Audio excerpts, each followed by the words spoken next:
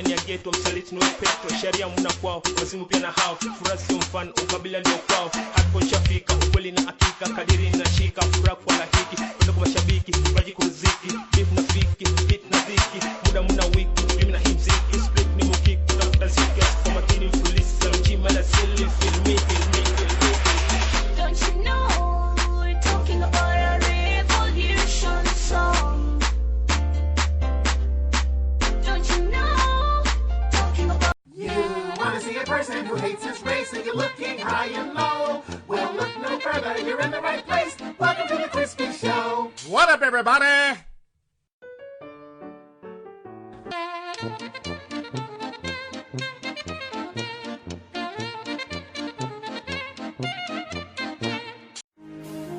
When black people qualify as a racist, any black man or woman who defends their own against devils, such as those within the pale-skinned group, are called many things, and racist so happens to be one of the latest. Until I have enslaved you for more than 300 years, raped your girls, your mother, and your boys, established a wealthy nation from your labor, burned out, beat, and lynched you during Reconstruction, demonized you in the media, reduced jobs and good education in your community, seeded guns within your communities, created and doctored laws tailored for locking up the maximum number of pale-skinned persons, only then will I, a black man, be a racist. This is your host, T. West. Welcome to Afro-Synergy.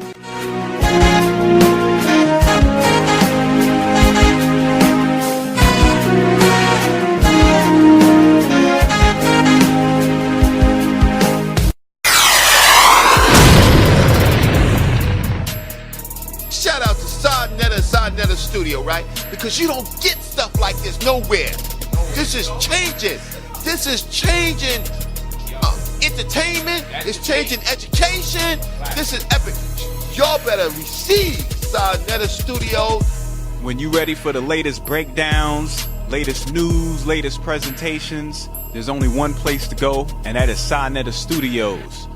Black man wake up, black woman wake up. Sodnetta Studio, the greatest media on the planet. We right back at you. Thank you for having me. House of Consciousness, I love you. Peace. Check out the channel, Sodnetta Studios. The brother's going to be bringing a lot of lectures through. You get your live lectures. You're going to get some on-point documentaries and things of that nature. So make sure that you subscribe, spread the word, let your peoples know Sodnetta Studio is the new channel.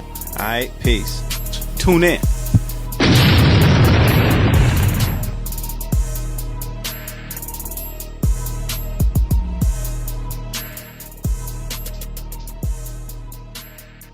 So this front line thing that people are talking about, we have to ask, who is the one drawing this line? Who told us we have to stop doing everything because something happened on the right side? This is my biggest problem. Oftentimes when you hear people questioning Sodnetta and I, it doesn't come from a place where they are sincere about their race.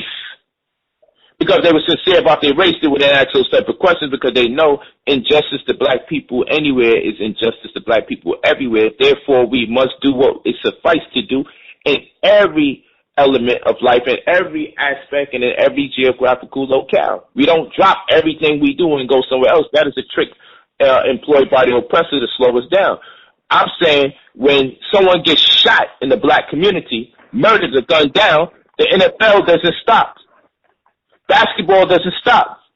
These Negroes talking about why we not there on the front line, they don't take off of work either. You see what I'm saying? People still go to work. People still send their children to school. People still go food shopping. People still come home and research and apply themselves for tests. People still got to get rest and wake up in the morning. But when it comes to Sodnetta and Polite, we got to stop doing debates.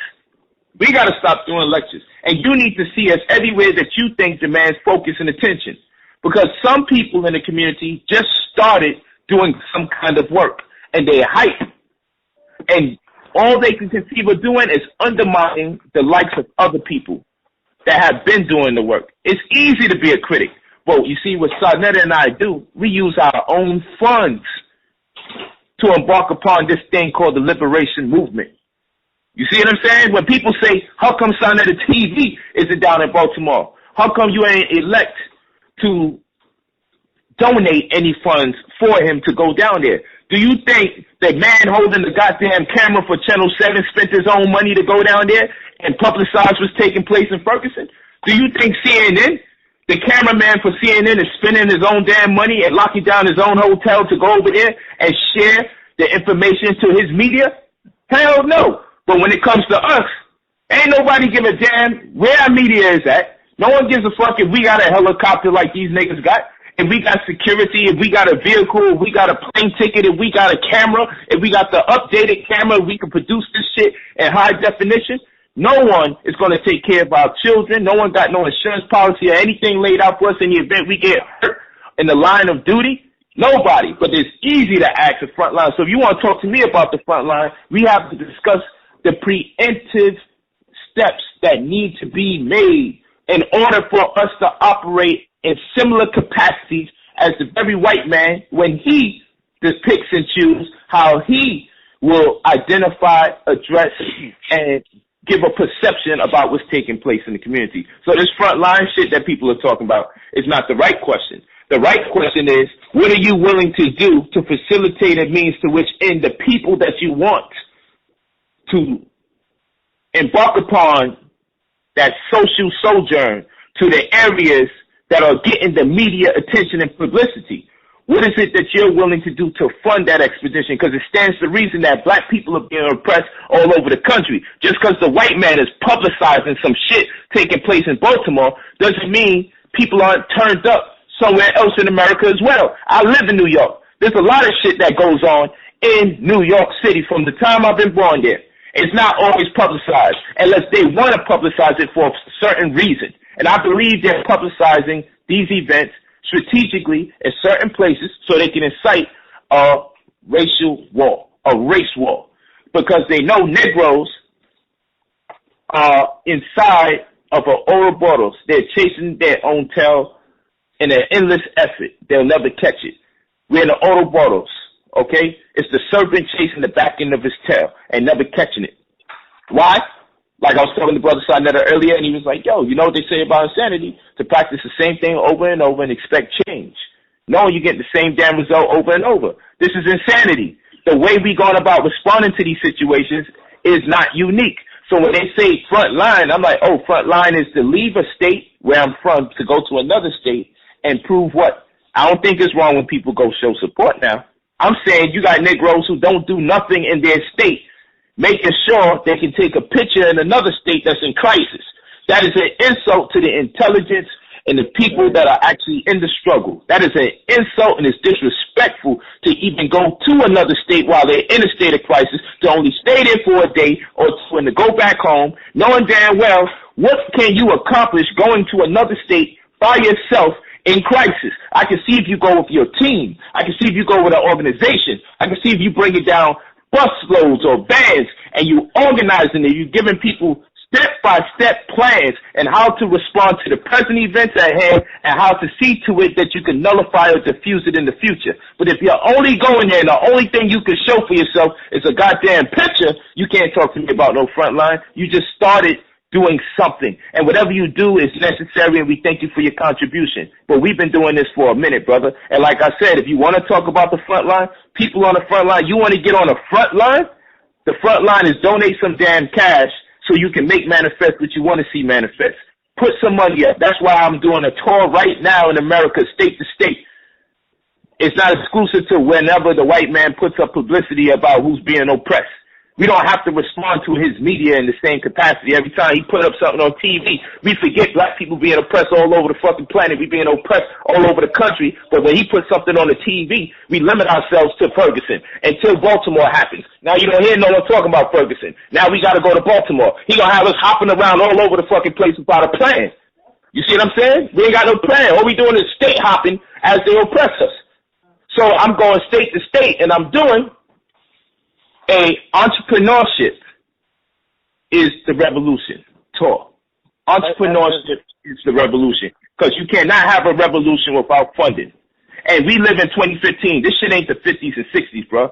This is 2015. We can control our own media. The shit getting the most hits these days is on YouTube, not on TV. TV is now declining from their conventional form and business model, to now start subscribing to YouTube and other social media platforms because they see that's what people's attention is. If you look at the music industry, they're not even putting their money into artists and development no more. They're letting people develop themselves, and people who pick up momentum online, then they just sign them to them 360 deals. They don't even have to spend the money on artist development no more because they just say whoever develops himself the best that we find on YouTube, whoever's getting the most hits, then we'll just grab him up and we just saved us some money. And people going independent now because the distribution deals and all of that is null and void. So now a lot more people could go independent because we are in an entrepreneurial age. The revolution is in entrepreneurship, and the reason why I'm saying this is because we don't need their media no more. We don't have to rely on their media. But the question is, are you willing to fund a Sinetta TV that has the ear of the streets? Are you willing to put money up to see him and his team go out there? Don't tell me no shit about I'll donate $5 so Sinetta by himself can go out there. Are you willing to make sure him and a couple of the homies can come out there, safeguard him so his technology don't be fucking stolen, because you got weirdos out there in midst of all this shit still on that bullshit, to see to it that he is protected because he is our media. We have the humility to protect our brother so we could fund some security around him, so if nothing comes out of it, at least the footage comes out. He can safeguard the footage. We make sure we going down there to get footage, and this white man don't turn around and tell him we gonna take your fucking camera. Are y'all niggas ready to fund a serious revolutionary act? I'm down with you saying let's go out there to Ferguson, but nigga, you ain't telling me to go down there and gas me up so I can think that I'm revolutionary, and y'all ain't trying to protect me when I go down there, and y'all ain't gonna fund me when I go down there. I gotta protect myself and fund myself, spend my own money, take off my own job, evade my responsibility as a father, and risk my motherfucking life for people that's gonna criticize me any goddamn way once I come back home if I make it back home. And when I go to prison, they gonna say this nigga stupid. What the fuck he went down there for to do by himself? So let's be for real. So Frontline is not an individual effort.